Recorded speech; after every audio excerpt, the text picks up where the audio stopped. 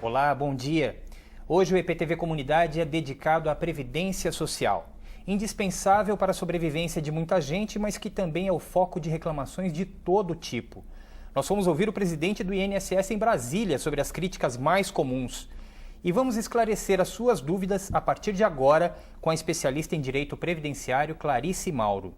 Obrigado pela sua presença aqui, Clarice. Bom dia. Você que é advogada, atua nessa área, tem muitos casos ligados à Previdência Social. Isso é até um indício de que muitas vezes ela se torna mais um problema do que uma solução?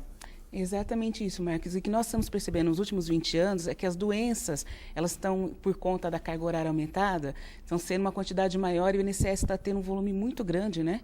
De busca de os auxílios tanto por doença simples, como acidentária, como aposentadoria por invalidez.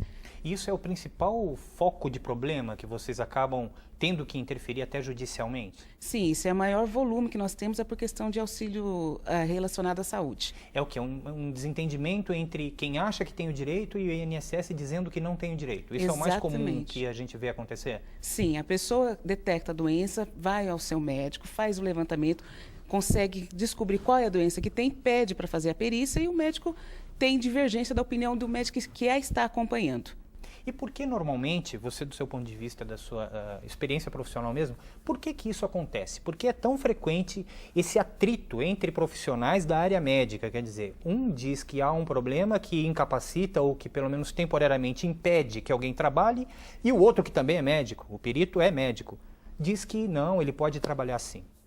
Marcos, o que nós vemos na prática é o seguinte: a pessoa, quando ela tem uma doença, ela está fazendo tratamento com um médico direcionado, especializado naquele assunto. No INSS existem várias especialidades, só que quando você passa por uma perícia médica, não é designado que aquele médico especialista que vai fazer o exame com você. Então, muitas vezes a pessoa tem um problema de cardiologia, passa por um clínico geral, um problema ortopédico, né, passa por um psiquiatra, várias especialidades diferentes.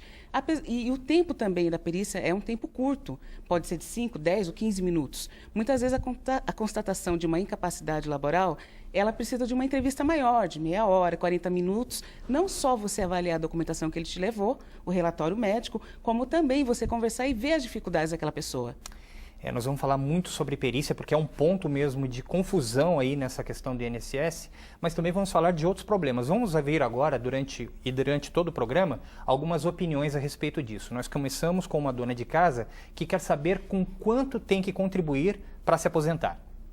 A senhora quer se aposentar? O que É, porque eles falaram que a dona de casa, como já passei dos 60, então que a gente paga 2 anos, né? Agora eu venho aí para saber se eu pago os 2 anos, como que é que fica. Aí eu não sei. Essa dúvida aí da dona Lucinda faz algum sentido? Essa questão de contribuir por 2 anos, ela que é dona de casa? Bom, Marcos, na verdade, as carências do INSS não houve alteração. Elas são 35 anos de contribuição para homem, para aposentadoria integral, 30 anos para mulher. No caso da aposentadoria por idade, há uma alteração. São 180 contribuições, ou 15 anos, né? Sendo 65 anos a idade para o homem e 60 anos para a mulher. Foi criada uma nova alíquota para a dona de casa porque se via que ela tinha dificuldade de ter um benefício quando alcançasse 60 anos. Porque normalmente nunca contribuiu, não é? Isso, e a renda é uma renda melhor. O que o INSS fez? Ele diminuiu a alíquota, que para o contribuinte individual é de 11%, para a dona de casa, ela passa a ser 5% sobre o valor do salário mínimo. A contribuição tem que ser feita até o mesmo dia do contribuinte individual, dia 15, ela vai ter o direito da aposentadoria por idade, assim que ela completar 60 anos e tiver 180 contribuições, ou 15 anos, ela é aposentada. Quer dizer, mesmo diminuindo essa alíquota para aquela mãe de família, aquela dona de casa que nunca contribuiu, ainda é muito difícil ela conseguir juntar todo esse dinheiro e conseguir a aposentadoria, né? Sim. Até se a gente vê também 60 anos, mais 15 de uma contribuição como essa, se ela começasse a partir de hoje, vamos dizer, no caso da dona Lucinda ali, é bem difícil. É bem difícil ela começar hoje. O que ela pode fazer, já estando recolhendo, ou como contribuinte individual, ou no mercado de trabalho, não estando mais no emprego formal, ela pode completar esse período que falta para a idade com essa alíquota melhor, porque aí a condição dela seria hoje mesmo a dona de casa, né? Para quem já veio, saiu do mercado de trabalho e tem como dona de casa, ou quem se mantém como dono de casa. Mas o que a gente recomenda é que você entre quanto antes no sistema do INSS, porque, na verdade, ele é um seguro. E só terá benefícios desse seguro quem contribuir. E não tem nenhuma forma, um caminho alternativo para a dona de casa conseguir essa aposentadoria, esse benefício de uma forma mais rápida ou menos dispendiosa, menos cara?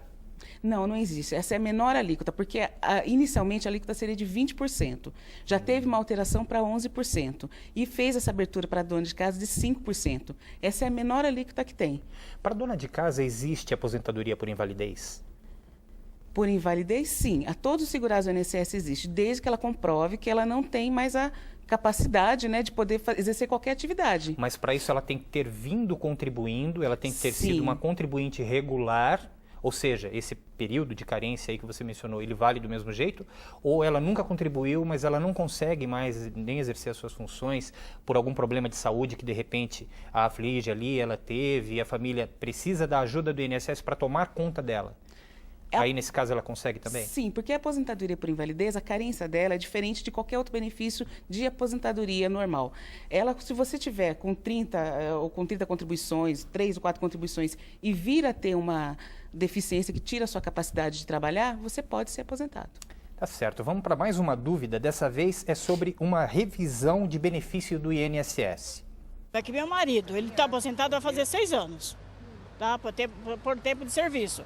Então, que nesse tempo de serviço, então, restou um tanto do INSS para poder pagar. Você entendeu? Então, até hoje não saiu. Uma dúvida é que esse restante que eles saiu no jornal que ele está para receber, ele não recebeu. É uma revisão do INSS. Que história é essa? Bom, na verdade, a gente não pôde entender ali se o pedido de revisão foi administrativo ou foi judicial. Normalmente, os pedidos de revisão administrativo, eles são pagos num curto espaço de tempo.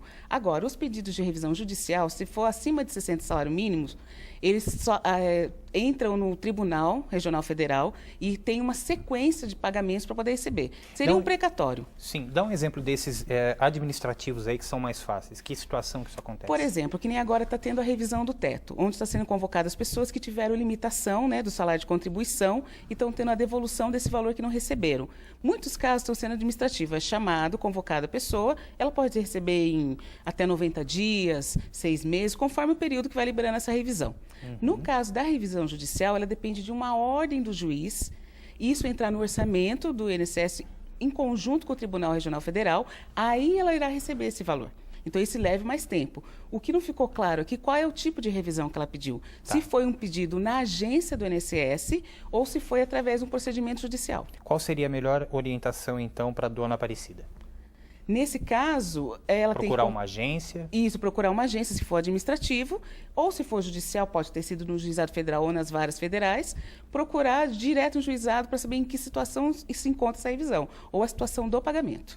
Existe em andamento alguma daquelas revisões dos planos econômicos? Como é que está essa questão? Isso tudo já foi equacionado? O governo pagou? Como é que está esse problema? Sim, existem muitas revisões que podem ser pedidas administrativamente. No caso, por exemplo, uma das revisões é do artigo 29 da Lei 8.213, que diz que deve ser considerado apenas 80% do salário de contribuição para tirar a média e chegar ao salário inicial de pagamento, de benefício. Essas contribuições, essa revisão, ela é feita junto à agência. Agora, existem revisões, por exemplo, do 13º salário, no período de 92 a 96, que não foi computado no cálculo do salário de contribuições. Essa revisão é feita só judicialmente. Quer dizer, você tem que contestar na justiça. Contestar na justiça. Não é um caminho simples. Não, não é um caminho simples. Quanto tempo a gente está falando de Tribunal Federal, né? Isso. Uma instância superior aí. Quanto tempo dura, em média, quando você entra numa polêmica como essa? Olha, em média, pode durar de 1 ano e meio a 2 anos, com o INSS não recorrendo através do juizado federal. Numa vara federal, havendo recurso, pode levar 5, 6 anos. E o mais comum, imagino que seja eles Que recorrerem. seja recorrer, mesmo. por conta do valor mesmo, né, Marcos? É verdade. Vamos fazer o primeiro intervalo do programa e a gente já volta.